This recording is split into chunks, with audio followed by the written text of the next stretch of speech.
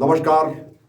मैं सुभाष शर्मा, आपका video blogger, एक बार फिर आपके बीच में एक छोटे से वीडियो के साथ उपस्थित हुआ हूं। आज का विषय है केंद्र और राज्य सरकारों के बीच जो तू मैं चल रही है, इसका अंत क्या होगा। आज इस विषय पर बहुत निष्पक्ष होकर, बिना किसी राजनीतिक प्रतिबद्धता के, मैं अगले 5-6 मिनट आपके बीच में इस पर चर्चा करूंगा। बड़ा दुखद है कि इस वक्त हमारा पूरा देश महामारी से ग्रसित है और सिवाय एक दूसरे को सांत्वना देने का, और जब भी जो गाइडलाइंस इस बीमारी से लड़ने के लिए हमको मिलती हैं उसका सख्ती से पालन करने के सिवाय हमारे पास कोई दूसरा रास्ता है नहीं। और ऐसे में जब पिछले दिनों से लगातार हम एक प्रवृत्ति हो गई, ये इस प्रवृत्ति के लिए मैं एक पक्ष को जिम्मेदार नहीं ठहराता। प्रवृत्ति ऐसी हो गई कि जिस दल की सरकार केंद्र में है, अगर उस दल की राज्य में नहीं है तो राज्य सरकार के मुख्यमंत्रियों और केंद्र सरकार के नेताओं, केंद्र सरकार के प्रधानमंत्री, गृह मंत्री, स्वास्थ्य मंत्री, यहाँ तक कि वो मंत्री भी जो अपने विभाग का काम भी ठीक से नहीं कर पा रहे, वो भी इस बहस पे कूद जाते हैं। और मैं स्पष्ट कर दूं कि हमारे मुख्यमंत्री, वो मुख्यमंत्री जो गैर भाजपाई हैं, वो भी इस विवाद में पीछे नहीं है। कुल मिलाकर के ये कहा जाए कि इस वक्त जो देश में खेल चल रहा है वो अहम का टकराव है। लेकिन चुनाव की वो जो एक कड़वाहट होती है, वो अगर आज महामारी के समय भी अगर वो आगे चलेगी, वो चाहे राज्य सरकारों की तरफ से हो और चाहे वो केंद्र सरकार की तरफ से हो, ये बहुत आपत्तिजनक है। इस पर बिल्कुल अविलंब विराम लगना चाहिए। आज पूरे देश की तरफ से, मैं सबकी तरफ से आज इस वक्त ये मांग कर रहा हूं। और मैं यहां भी ये भी स्वीकार करता हूं कि ऐसी परिस्थिति में जिस वक्त देश में मेडिकल इमरजेंसी हो, देश इस वक्त पूरा केंद्र सरकार के साथ है, तो उसके तहत मैं ये मानता हूं कि ये इस वक्त पूरा का पूरा गाइडलाइंस, सारे तरह से अधिकार, और जो पहली लहर के समय मोदी जी आपने एक देश के नेता की तरह आगे बढ़ करके उस वक्त लोगों का आह्वान किया था और लोगों ने उसमें भरपूर साथ भी दिया। तो नरेंद्र मोदी जी फिर एक रात फिर सोचिए और फिर आ जाइए एक बार। देश में मेडिकल इमरजेंसी डिक्लेयर करने में आप गुरेज मत करिए। कोई राज्य इसका विरोध नहीं करेगा, कोई जनता इसका विरोध नहीं करेगी। और ये जो इस वक्त जो परेशानी है, इसका संयुक्त रूप से पूरे देश को एक इकाई के रूप में, एक यूनिट के रूप में लेकर के इससे लड़ने की जरूरत है। और वो पूरे देश को लड़ने की बात है तो वहां प्रधानमंत्री ही उसमें सक्षम है, केंद्र सरकार ही सक्षम है। लेकिन साथ साथ मोदी जी, आपको इस बात से भी बचना होगा कि आप हर थोड़े थोड़े दिनों में ये जो नेशनल टीवी पर या अपने मन की बात के माध्यम से या मुख्यमंत्रियों की या जिलाधिकारियों की बैठक आप करते रहते हो, भाई या तो आप इसमें कोई समाधान दीजिए। समाधान है नहीं, आप वही जनरल गाइडलाइंस जो हम पिछले 1 साल से एक दूसरे को बता रहे हैं कि मास्क भी लगा लो, हाथ भी धो लो, दूरी भी रखो, और हम वो वैक्सीन आने वाली है। भाई आने वाली है तो हमको पता है, तो ये केवल ये आपका अधिकार है कि आप बोले, लेकिन उसके साथ साथ आपके कर्तव्य भी है। बिना ड्यूटीज के, बिना कर्तव्यों के कोई अधिकार, उसकी कोई कीमत नहीं होती।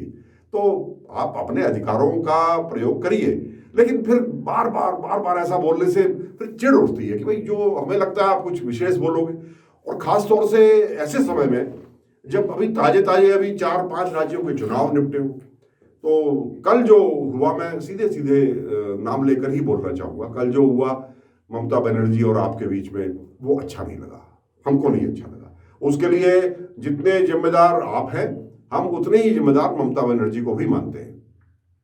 और मैं यहाँ नरेंद्र मोदी जी, क्योंकि मैं बहुत स्पष्ट कह रहा हूं, मैं कोई लाग लपेट में बात नहीं कर रहा, यहाँ ये आपको और आपकी पार्टी के नेताओं को और आपके प्रवक्ताओं को भी ये बात यहां पर समझनी चाहिए कि ये वक्त एक दूसरे को नीचा दिखाने का और अपनी अपनी जो एक ईगो सेटिस्फेक्शन है, जिसको मैंने शुरुआत में कहा अहम का टकराव, ये वक्त उसका नहीं है।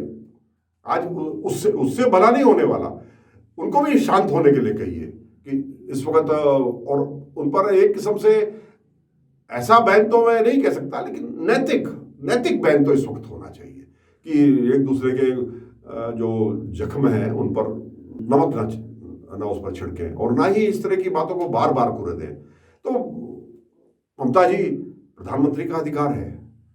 मैंने सारे कानून पढ़े और मैं आपको बता दूं कि भले ही राज्य और केंद्र सरकार के बीच जो उनके अधिकार हैं उसका संविधान के आर्टिकल 245, 245 से लेकर 255 तक ये यूनियन ऑफ इंडिया के अधिकार हैं इसमें।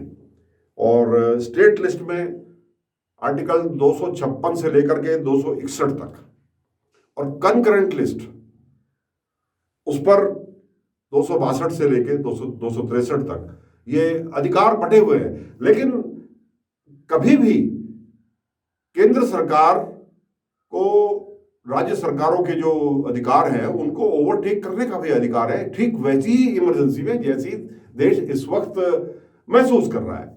तो जनादेश का सम्मान करिए। उस जनादेश में आप दोनों पॉलिटिकल पार्टीज के लिए बहुत बड़ा संदेश है।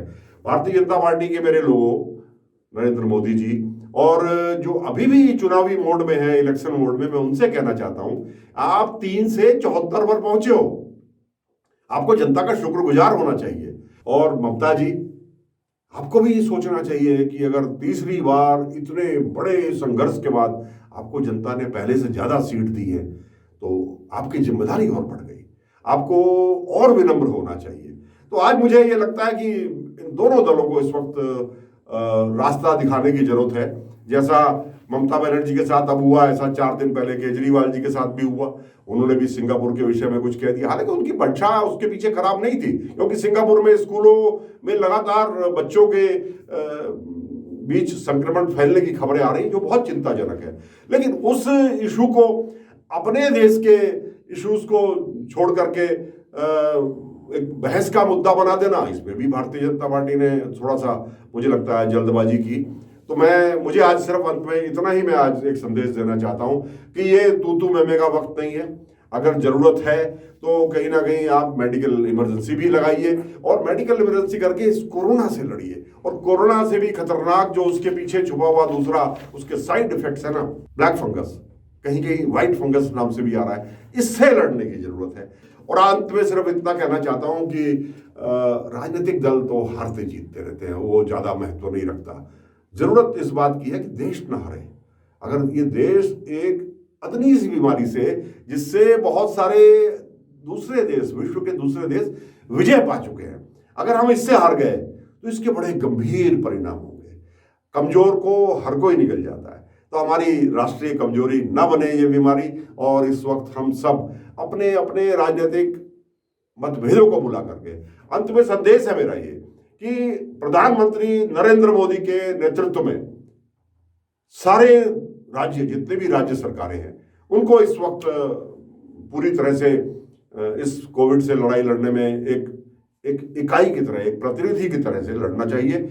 और मोदी जी, आपको भी बड़ा दिल करके कहीं श्रेय लेने की कोशिश मत करिएगा इस बार कि मोदी जी आपकी वजह से वो हो गया, मोदी जी भगवान थे, मोदी जी आ गए तो बच गया। नहीं, ये बचेगा तो वैक्सीन से ही। इससे हमको डॉक्टर ही बचाएंगे, इससे हमको वैज्ञानिक ही बचाएंगे। मैं आज उम्मीद है कि पूरे देश को एक आज सही दिशा और सही संदेश देने में सफल हुआ।